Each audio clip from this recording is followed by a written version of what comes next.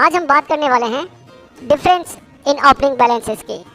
जी हाँ दोस्तों, आपने कई बार देखा होगा बैलेंस शीट में आपको एक मैसेज डिस्प्ले होता है, एक हेडिंग अलग से दिखाई देती है, डिफरेंस इन ओपनिंग बैलेंसेस।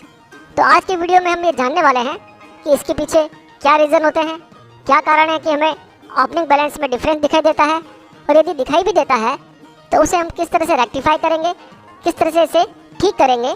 ये सारी जानकारी आज की वीडियो में मैं आपको देने वाला हूँ।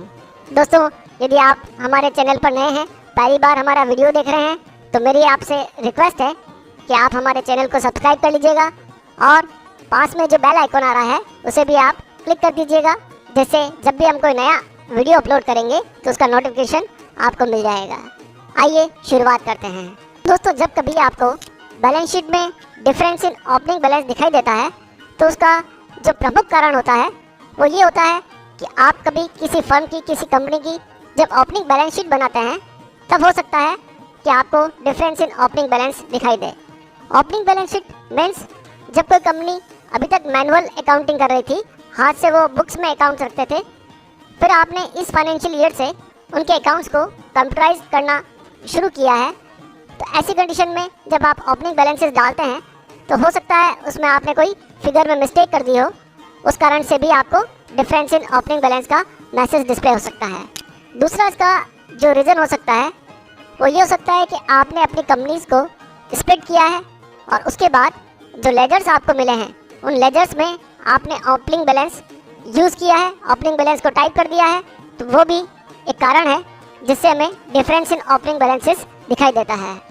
तीसरा जो इसका कारण हो सकता है वो ये हो सकता है कि आपने फाइनेंशियल ईयर के बीच में कोई नया लेजर इंट्रोड्यूस किया है, आप पहले उसे भूल चुके थे, बाद में आपको याद आता है और आप कोई नया लेजर इंट्रोड्यूस करते हैं और उसमें भी ओपनिंग बैलेंस डाल देते हैं, तो उस कारण से भी आपको डिफरेंस इन ओपनिंग बैलेंस देखने को मिल सकता है।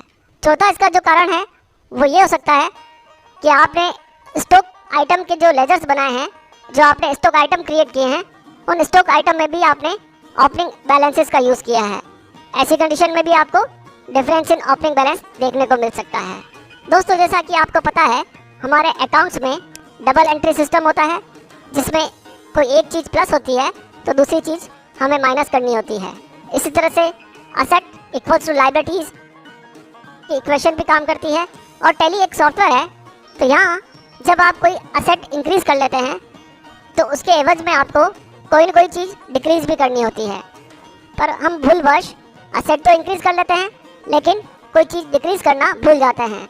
उस कंडीशन में टैली अपने आप ही असेट और लायबिलिटी को इक्वल करने के लिए आपको ओपनिंग बैलेंसेस में डिफरेंस के थ्रू वो अमाउंट शो कर देता है, वो फिगर शो करके बैलेंस शीट की टोटल को मिला देता है।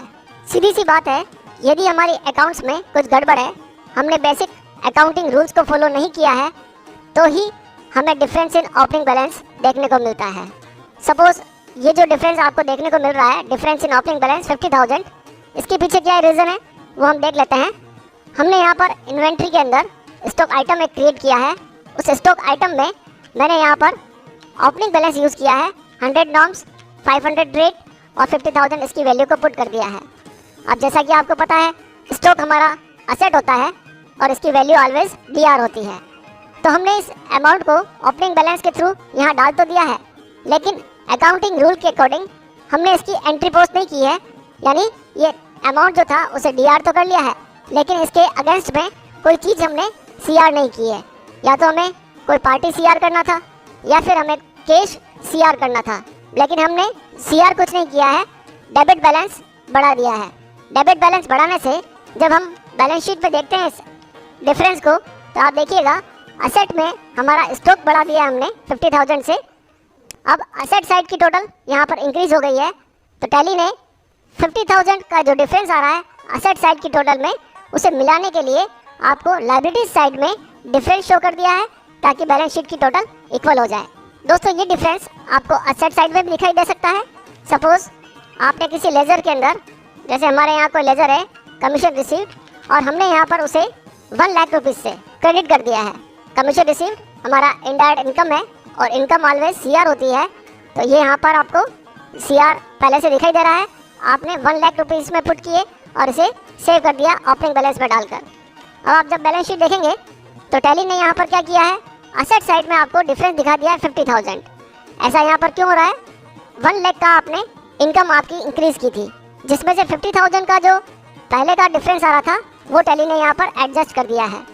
लेकिन जो 50,000 का और डिफरेंस बच रहा था उसे टैली ने असेट साइड में शो कर दिया है, क्योंकि अभी आपने CR बैलेंस यहाँ पर इंक्रीज किया था और DR बैलेंस को इंक्रीज नहीं किया था। तो CR बैलेंस को इंक्रीज करने से हमने एक चीज़ को CR कर दिया है लेकिन दूसरी चीज़ को CR नहीं किया है, इस वजह से असेट में डिफरेंस क्रिएट हो रहा है और 50,000 हमें यहाँ पर शो हो रहा है। क्योंकि दोस्तों कमीशन रिसीव जो होता है वो हमारे प्रॉफिट एंड लॉस में इनकम साइड में आता है, और जब हम उसके क्रेडिट बैलेंस को इंक्रीज करते हैं, इनकम के क्रेडिट बैलेंस को जब आप बढ़ाएंगे तो उसका जो डिफरेंस होगा वो आपको असेट साइड में दिखाई देगा।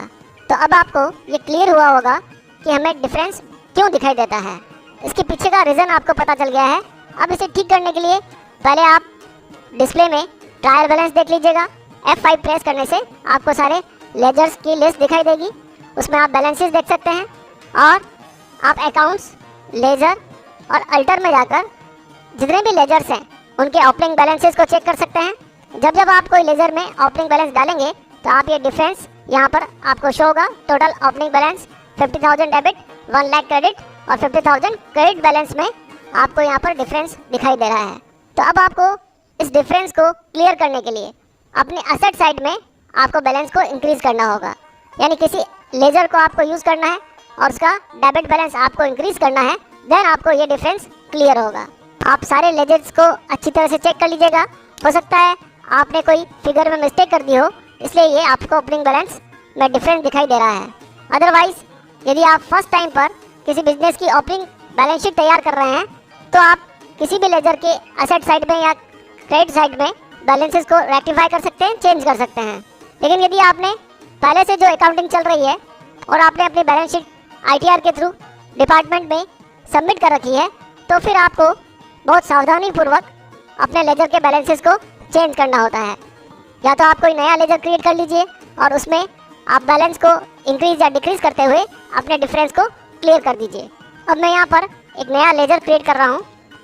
सपोज हमारे पास पहले प्रिंटर नहीं था, हमारी बुक्स में नहीं था, मैंने एक नया लेजर क्रिएट किया, प्रिंटर को मैंने फिक्स असेट में डाला और उसका ओपनिंग बैलेंस यहाँ पर मैं पुट करने वाला हूँ 50,000। जस्ट आपको समझाने के लिए एजुकेशन पॉइंट ऑफ व्यू से मैं आपको ये बता रहा हूँ। 50,000 मैंने असेट साइड में इंक्रीज कर दिया है। आप ऊपर देख रहे होंगे टोटल ओपनिंग बैलेंस DR और CR का मिल चुका है और हमारा डिफरेंस यहाँ पर क्लियर हो गया है। अब हमें अपनी बैलेंस शीट में जाना है और देखना है वहाँ पर अब आपको कोई भी डिफरेंस यहाँ पर शो नहीं होगा। तो दोस्तों इस तरह से आप अपनी बैलेंस शीट में दिखाई देने वाले ओपनिंग बैलेंसेस को क्लियर कर सकते हैं और ये जान सकते हैं कि हमें ओपनिंग बैलेंस में डिफरेंस क्यों शो हो रहा है। दोस्तों यदि आज का हमारा ये वीडियो आपको पसंद आया हो, उपयोगी लगा हो, ज्ञानवर्धक लगा हो तो इसे ज़रूर लाइक करें, शेयर करें, कमेंट करें और अभी तक आपने हमारे चैनल को सब्सक्राइब नहीं किया है तो प्लीज़ अभी कर लीजिए। आज के वीडियो में इतना ही।